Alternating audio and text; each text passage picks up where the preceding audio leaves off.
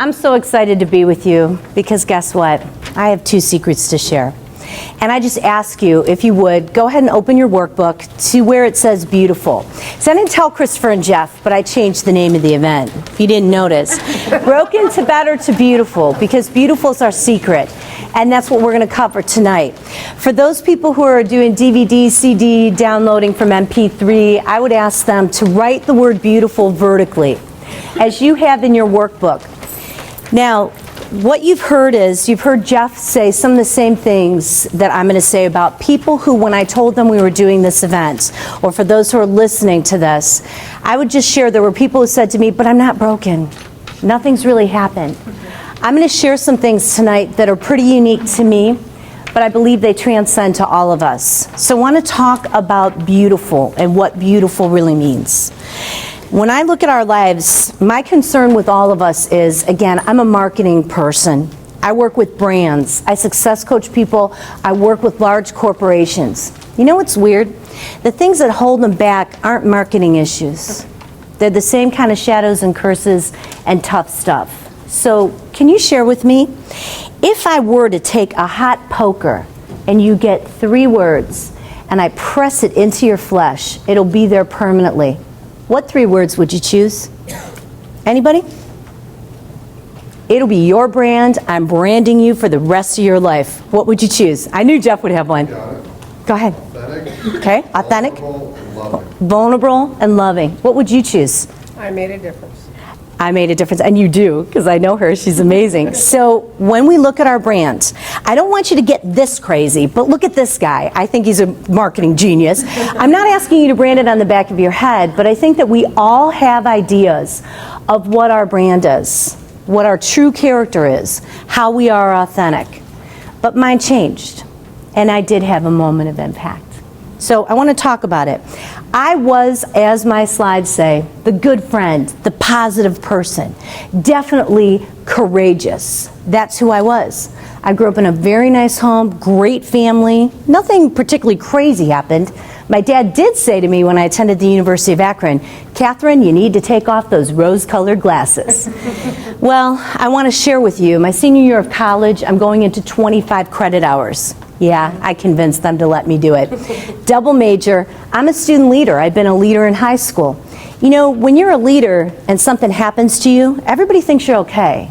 Can you raise your hand, little amen on that? They think you're okay. Everything's going to be all right. But you know, 25 credit hours, the lead in the senior theater production.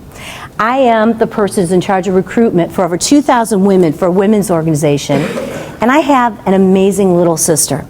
She is my little sister, not by blood, but she is my little sister who needs me. And I'm not really there. I'm busy. She's got to understand. I'm busy. And my pledge sister, so loyal, never judgmental, always there for me. Called me a couple times that summer, but you know, I was just really busy. I just had a lot going on. Well, for me, Labor Day weekend 1986, my 2 friends are together. I'm supposed to be with them. I'm not. I'm too busy. They drive under a bridge, guys throw a rock, and those of you in Northeast Ohio maybe know this story. Here's what happened. The windshield shatters, my friends are hurt, and these guys come to offer their help. They didn't know they threw the rock. My world changed. I became this person. Take a look at my slides. I have itch, but it really rhymes with witch, and it starts with a B. I cut off all my relationships. I hated the world. The rose-colored glasses came flying off, friends. Everything changed because of how I handled it. I was a coward. You know, like Peter in the Bible who denied Jesus 3 times. He acted like he didn't know him. This was a national case. It was all over the media. And you know what's interesting? I acted like I didn't know about it, acted like I didn't even know him. That was my coping mechanism. I denied it, and I became this person who cut off all relationships. But here's the thing that I did that I want to share with you. If you can see my slide, it says, what is your curse, what is your shadow? Between the calling hours of Wendy's funeral, I was with my sorority sisters, probably like 6 of them, and we're sitting in the car, and it'd been 2 sisters, 2 funerals, all over the media all over our house. Our worlds were turned upside down. People asking us questions. And we were literally between the calling hours, and I just remember us sobbing. I don't know if you've ever been with people and you're literally sobbing, I mean wailing. And I don't know what got into me, because those of you who know me know that I try to respond. I try not to react. But I was in the passenger seat, and I took from my elbow to my wrist, and I slammed it against the window, and I said, "We will never be happy again." I put a curse on us. And 2 years ago, we got together after I wrote my book to help people about this whole story and this journey. And I said, guys, I cursed us. We went into our lives. We took this into our marriages. We took this into our workplace. We tried to be super successful, but we hid it. We didn't talk about it. And the killer kept coming up in the media. He was everywhere. He was the guy who said he was too fat to be executed. He was on main pages of the newspaper. My company would do a press conference. We would make page 4. He would make page 1. So he was just in our lives, and we just lived to try and just act like it didn't happen. Some of my sisters told me that what they did was they took it not only into their marriages, but some of them dropped out of school. Some of them failed out of school. Some of them got married for protection. I almost failed out of school. I didn't get out of bed. So I want to share with you one of the things that got me, that you cannot let get you. And friends, I don't know what you've been through. I don't know if you're in the club that I'm in, but I'm in a club that's called People Who've Lost People to Murder. I talk with people all the time. People read my book in other countries, write to me, email me. Guys, we're in a club. It's a club I never wanted to be in. But it made it worse because of this word. You guys, if you're following along, B is brand, E is expectation. Expectations killed us, and let me tell you why. Expectations were tough for one reason and one reason only. I didn't have expectations of how I was going to get through this. I expected, like the picture that you see, it's beautiful irises. And irises are loyal and they represent friendship, right? We're such visual people. On the outside, everything looks good. Guys, I took this picture next to a KFC that's near a crack house in Cleveland.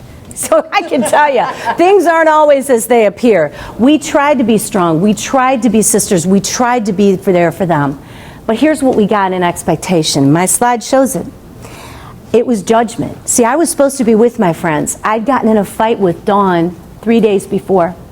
I wasn't there. And there were people who came up to me and said, Katherine, why weren't you there? Where were you? So I was judged. And if you go through anything in your life, I don't care if it's a divorce, I don't care if it's a job loss, I don't care what you're going through when you're listening to me speak. There are people who care, and there are people who are curious. And you need to know the difference. More of my life I spent having expectations, trying to fix people, trying to get them to come to my way of thinking. Do you see? So what I was doing was not only them letting me judge me, is me judging myself. And that was even worse. So I just want to share with you something you'd be surprised about. Not a lot of people know this about me. Jeff and Christopher do. After the murders had happened, I was very dependent on my boyfriend, and he had to go everywhere with me. I couldn't go between buildings. I was scared to be out in public. I mean, it was really devastating. Well, he broke up with me because, yeah, I treated him like he was my personal slave, let's be honest. So what happened was I dated a guy who gave me so much attention. He was so attentive, and he needed to be with me all the time, and I thought that was great. Until it became verbally and then physically abusive. I don't think you'd look at me from the type of home I'm from and the parents who really invested in me to make a choice like that, to put myself in that kind of place. See, I believed in him. I believed in us as a couple. And what was wrong with that was I was believing the wrong thing. I was putting energy in the wrong place. So I want to share with each one of you guys, it doesn't matter when people say to you, see the bright side, see the positives, there's always an opportunity. How do you find that when your friends have been murdered? And I'm all of 21 years old, and the world has changed. I didn't trust anyone, I hated God, I was in a very, very bad place. So you could tell me, ask for help. Seems logical, right?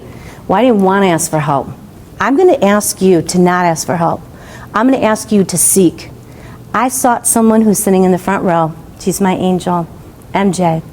I was putting all my energy in the wrong place. And you know what's interesting? All these years later, because it's pretty obvious I'm not in college anymore, and this was a long time ago, but I can tell you that there were days I'd give the greatest speech, work was wonderful, we'd shoot great commercials, have a great marriage with a great guy, and I'm crying the whole way home. 45 minutes, crying. What's missing? Something's wrong. I knew it.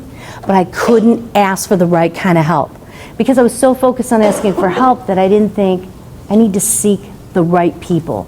And I'm so blessed that I have those people, and I know a lot of you have those people as well. But I want to challenge you with something. I want you to change your thought. If you look at the quote that I have on my screen, I will tell you that when I work with corporations or I'm working success coaching, most of people's problems aren't their technical skills, they're suffering from something. And until they figure out what that is, it affects everything they do, just like it did for me. So I want you to know this. When I was in college and this happened, I wasn't getting out of bed. I was a 3.95 GPA student, super successful at school, student leader. I'm the rock. I'm the go-to girl. Guess what? I'm not getting out of bed. I'm not going to class. What I want you to take away from this is I want you to change how you deal with people who go through things. My college instructor had 200 students when she was teaching my class. And you know what? She called me and said, Katherine, I need your talent in my class. She didn't say, I saw it on the news, oh my gosh, Katherine, I can't believe this happened to you. Oh my gosh, how are you handling it, honey? She said, Katherine, I need you. That's how we deal with people. We engage. We bring in. My internship was at TV5 a month after my friend's murders. Do you think I wanted to do anything with media? I own a company that deals with media, but at that time, I hated media. They wanted the story, they wanted the details, they wanted how they were murdered, they wanted the trial, they wanted everything. And here I am, an intern at TV5, supposed to be loving the whole TV mode. Well, my boss, Terry Moyer, who's now at TV3, one of my mentors, what did she do? She said, Katherine, she knew everything. She saw it on the news, she knew. She said, Katherine, you're going to work with Wilma Smith. We're going to do a special assignment. What did she do? She engaged me, but she got me out of the danger zone. I want us to think differently in how we help people and how we help ourselves and how we engage. But one of my biggest problems, and I only solved it honestly after I wrote my book, I had to understand that surrender's not defeat. I couldn't be defeated anymore. You see, I feel I placed almost a curse because I branded what happened to us. The day in the car when I hit my hand on the window and I said, we'll never be happy again, I placed that. I needed to change it. My book has helped not only my sorority sisters, but other people who don't even know us. The curse is lifted. It happened, I get that, but at some point it's a declaration. The curse is lifted. When I was able to do it, I didn't want to write this book. I kept saying, God, why am I writing this book? I don't want to tell people all this stuff. And it was so clear to me. So now what I do is something very physical. Remember I told you about my arm on the window and I said we'll never be happy again? It was a declaration, it was physical. I ask you to be physical. Something that I do now is I get on my knees before I go to bed. And I don't tell God, oh, I'd like this and I'd like this and I want this. What I do is I say, God, what's your will? Where am I supposed to be? What's my purpose? Where am I supposed to go? And that changed it because the curse is lifted. We have to surrender and understand surrender is not defeat. Now, this slide, the T in beautiful, is trajectory. Now, the last one was U, which was understand surrender is not defeat.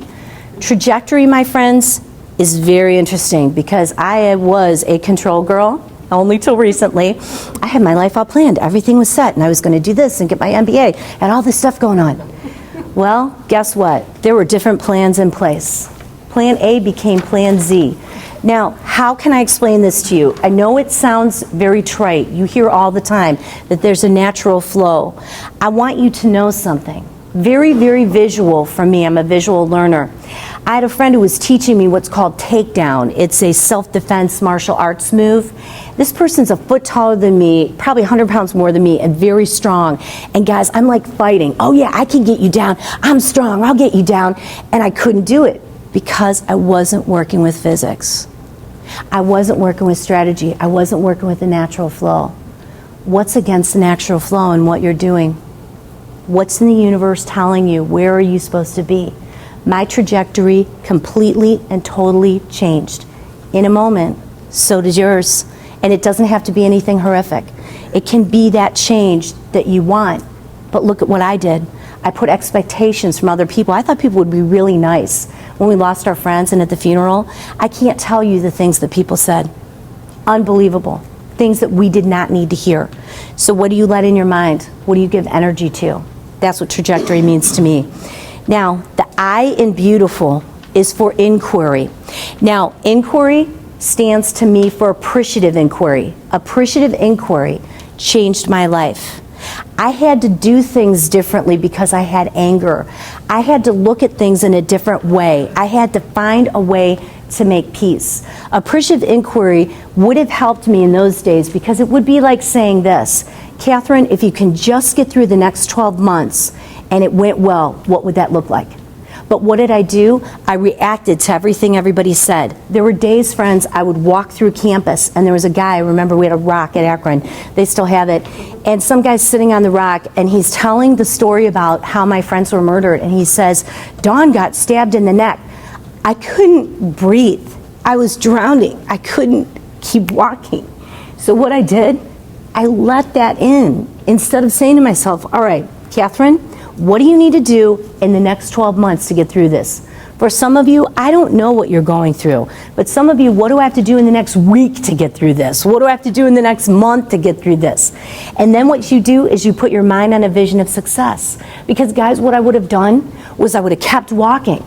Or I would have maybe spouted off and said, don't talk like that. I would have handled it different, right? Instead of taking what everyone was giving to me and taking it in, I needed to look at what my truth was. What was my appreciative inquiry? Now I put this little baby dog picture up here just to like make you laugh and lighten the mood. It helps me remember that my heart and their hearts, my friends and what they've meant, that's love. See, that's the only way you get through any of this. I don't care if it's a job loss, I don't care if it's a marriage, I don't care what you're going through. It's, again, getting back to your appreciative inquiry, your thought for success. Guys, I even use it in business. I'll say to our clients, in 1 year, if we're drinking champagne and we're celebrating, what are we celebrating? And it lets them dream, it lets them discover. But it's all heart. Because again, I don't go in and sell what I want to say. That's selfish. Selfless is when we say, what do we need? So start asking those questions of people. Think about this little puppy. Be all heart. Be the person who says, what does success look like to you? What do you want to have happen? Now, this one I have to be honest with you. This was tough. For you, you're just looking at a parking garage, right? So it seems like nothing. But when something crazy happens to you, and Brian could smile because Brian's been through this and he knows, sometimes things manifest in a weird way. And MJ and I talk about this a lot. Guys, my friends were not murdered in a parking deck, but for whatever reason, I could not walk through a parking deck. I just thought somebody was going to get me. Somebody was hiding under a car. Remember I told you about my boyfriend who I cut off all my relationships, but he had to like walk me everywhere? Well, he would walk me through parking decks because I have to interview. I'm now a senior in college. I need to go get a job. Well, my boyfriend breaks up with me. I have to get through the parking deck. So what I want you to write down with the F in beautiful is find your faith and be creative. Because here's what I had to do. I had to get through the parking deck to get to the building to get the interview, right? So I'm looking at all these cars, I'm scared to death. Most parking decks are kind of like dark and kind of crazy. Well, I decide that how I'm going to get through, my creative way to handle it was swear like a sailor. I'm going to walk through those cars and I would say, I'm going to kick your butt. If you're under this car, I'm just going to kick you. And so guys, I got through the parking deck. It worked every time. Till one day. There's a guy sitting in his car. I didn't see him. He had his window down. So he's like seeing me, and here I am. I'm swearing, I'm like, I'm going to kill somebody if you try to kill me. So he gets out of the car and says, ma'am, are you okay? And I tell him my story. We laugh. We have a great time. The other day I went in a parking deck, and I was pulling up to go around to drive, and I thought, I hate parking decks. And I thought, no, you don't, Katherine. Think about the guy and the story and the funny day. And I'm okay. Do you see? So it's find your faith, be creative. So the F in beautiful is face that fear. Now, the last U in beautiful is what marketers use every day on you. We put things in your mind and we tell you, if you get that Cadillac CTS, you'll be the happiest person in the world. And you need that car. My husband just bought a car. Isn't it funny, Craig, how we see that car everywhere now? Because we put it in our mind and you see it. Understand the power of your reticular activating system. It's in the back part of your brain. Guys, I would get up in the morning, even after years after my friend's death, and think, oh my gosh, why wasn't it me? Why did Dawn and Wendy, they were so great. Why wasn't it me? You know? And that's what I put in my mind. I'm not good enough. I wasn't there. I should have been there. I was too busy. So understanding RAS is, what are you letting in your mind, friends?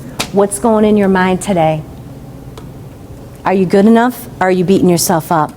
Now, for RAS, I want you to do this with me. 3 wishes. You get 3. Write them down now. What are 3 wishes? You've heard Chris talk, Jeff talk, me talk. What are 3 things you want? Oops, I got you. Marketers put things in your mind. Do you see what I just did? I made you think about what you want. See the power in that? Your 3 wishes, your success, what you want, where you're going to, that's using your mind correctly. Instead of the baggage, instead of the stuff that you carry with you. Now, the last one and my favorite is the L. Now, I want you to do something for me that revolves around your reticular activating system. And that is to declare a life of joy. Raise your hand if you know somebody, they live with joy. They're loving life. Little things don't get to them. Do you know somebody like that? Why can't that be you?